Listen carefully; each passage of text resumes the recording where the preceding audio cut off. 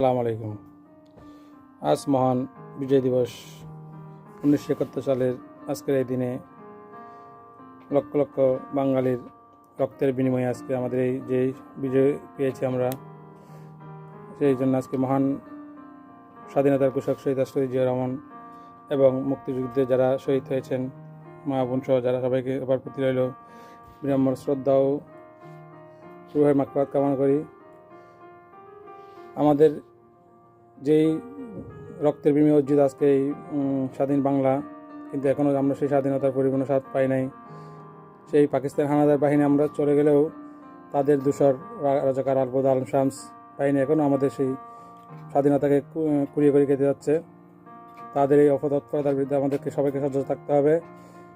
তাদের সেই অপতৎপরতা এখনও চলমান। তারা এখনও সেই পাকিস্তান স্বপ্নে দেখে এখনও মনে করে তারা বাংলাদেশকে পাকিস্তান নিয়ে যাবে।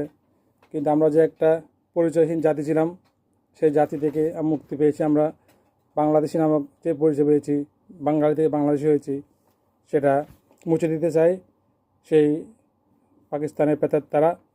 তাই আসুন আজকে এই মহান বিজয় দিবসের দিনে আমরা প্রতিজ্ঞা করি সেই রাজাকার আলবদর আলম শামসের বিরুদ্ধে, পাকিস্তানি পেতাত্তার বিরুদ্ধে, ভারতীয় আধিপত্যবাদের বিরুদ্ধে আমরা ঐক্যবদ্ধ হই।